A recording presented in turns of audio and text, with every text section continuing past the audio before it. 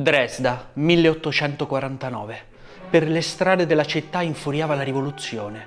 Il sovrano Federico Augusto II aveva sciolto il Parlamento. I rivoluzionari erano insorti. Nei viali della città si combatteva. Dietro alle barricate c'era l'anarchico Bakunin. Accanto a lui un uomo preparava bombe a mano per i rivoluzionari. Stampava e diffondeva volantini sovversivi.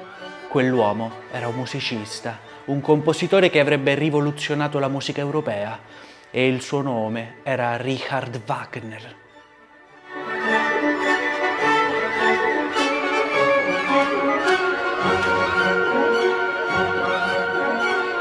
Proprio nel 1949 Wagner pubblicò alcuni dei suoi saggi più importanti come Arte e Rivoluzione e l'opera d'arte dell'Avvenire. La portata della rivoluzione musicale wagneriana sarebbe stata incontenibile. Pensate che noi oggi ascoltiamo l'opera a luci spente e questa consuetudine è nata proprio con Wagner.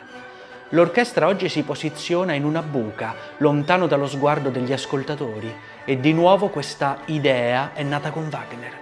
Ma la rivoluzione fondamentale dello stile di Wagner sta proprio nella sua orchestrazione.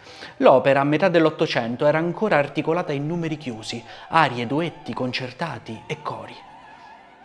Lo stile di Wagner si basa invece su una melodia infinita, senza interruzioni, come un torrente continuo che si espande attraverso tutta l'opera.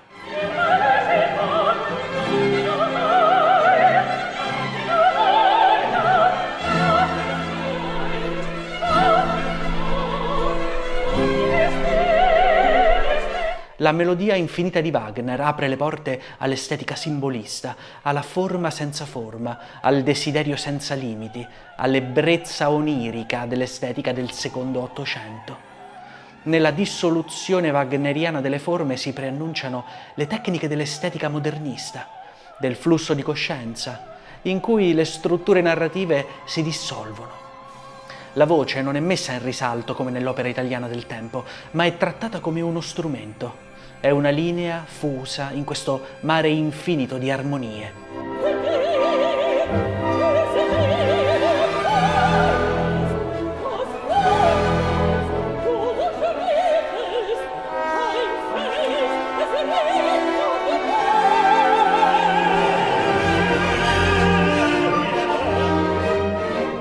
Dopo i moti del 49, Wagner fu costretto a lasciare Dresda.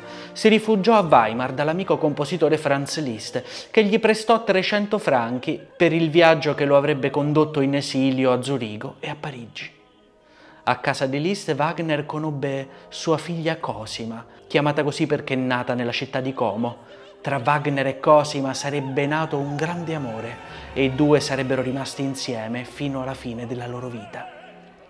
L'anno del loro matrimonio, il 1870, Wagner compose per lei uno dei suoi brani più belli e significativi, l'Idillio di Sigfrido.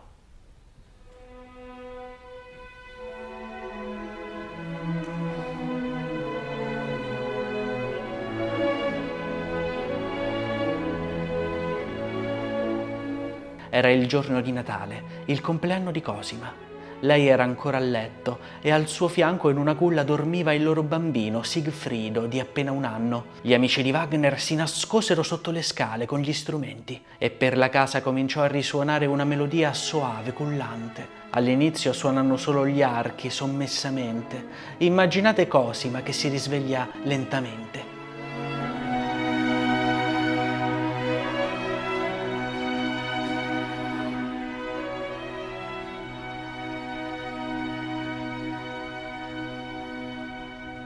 Poi uno ad uno entrano i fiati, flauto, oboe, clarinetto.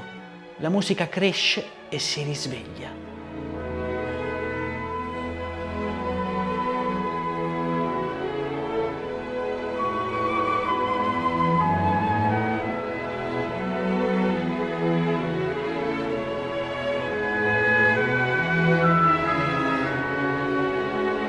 L'oboe accenna un'antica ninna nanna tedesca, Schlafkinchen Schlaffe. In questo meraviglioso lavoro orchestrale di Wagner ci sono già i prodromi della sua grandezza futura. Infatti nel brano sono intessuti i temi musicali che ricompariranno poi in una delle più grandi opere del compositore, il Sigfrido. la terza opera dell'imponente tetralogia di Wagner, L'Anello del Nibelungo.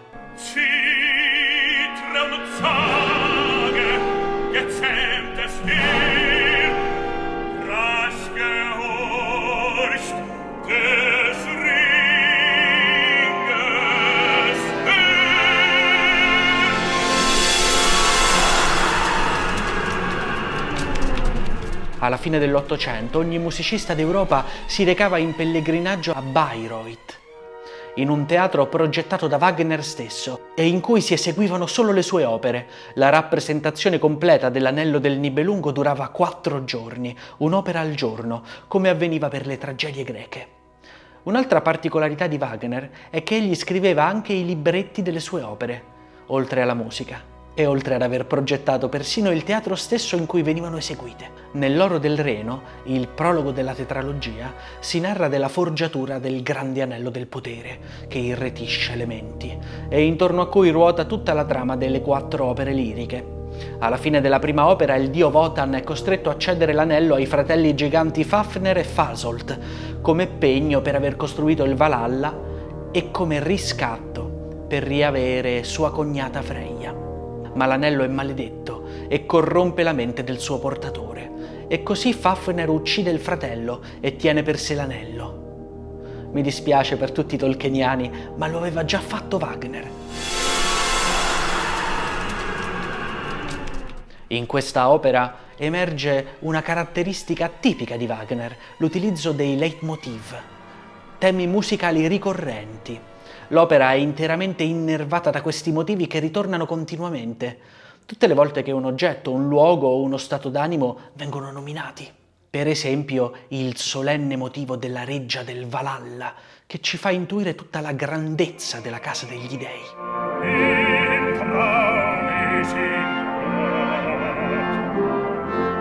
Su YouTube trovate interi canali tutti dedicati ai leitmotiv nelle opere di Wagner, che sono centinaia. Per esempio, l'anello è rappresentato da un motivo circolare, avvolgente, che ritorna alla nota di partenza e rappresenta così la forma dell'anello, ma anche l'ossessione circolare che esso genera.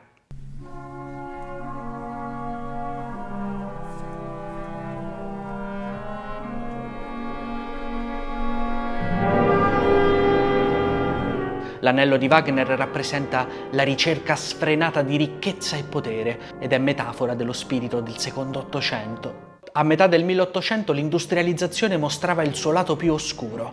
I fumi dell'industria annebbiavano le strade. Si erano formate immense masse di operai che vivevano in condizioni deprimenti. Persino i bambini lavoravano, anche 16 ore al giorno, nelle fabbriche. A Londra, Karl Marx, malato e disoccupato, scriveva il suo Capitale e intanto uno spettro cominciava ad aleggiare per l'Europa. A Parigi gli operai insorgono, nascono i sindacati, si diffondono gli scioperi. Nell'Oro del Reno, il regno dei Nibelunghi, i nani che forgiano l'anello, è rappresentato come una grande fabbrica in cui i Nibelunghi lavorano senza sosta tra vapori e caligine.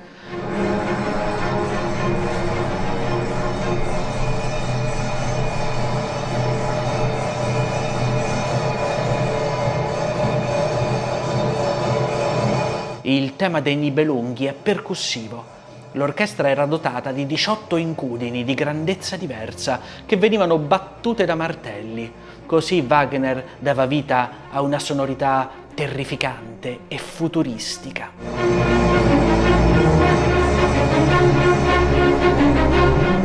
Ma la rivoluzione di Wagner non si ferma qui. Questo autore ha aperto le porte alla tonalità del Novecento attraverso il suo uso esasperato dei cromatismi, gradi estranei alla scala diatonica che generano un senso di tensione e instabilità. Nell'opera Tristano e Isotta, Wagner utilizza questa tensione irrisolta come metafora sonora dello struggimento amoroso tra i due protagonisti. L'opera inizia con un preludio straordinario, tutto attraversato da questo senso di Sehnsucht, di struggimento romantico.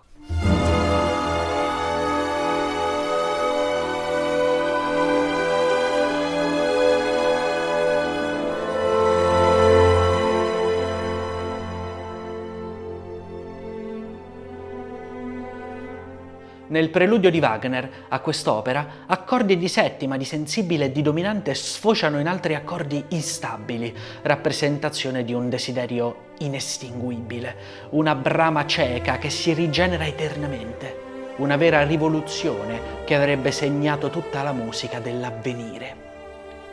Io sono Francesco e sul mio canale parlo di musica. Vi invito a mettere mi piace, condividere e commentare il video. Sul mio canale ne troverete molti altri. Ringrazio tutti gli abbonati e ci vediamo al prossimo video.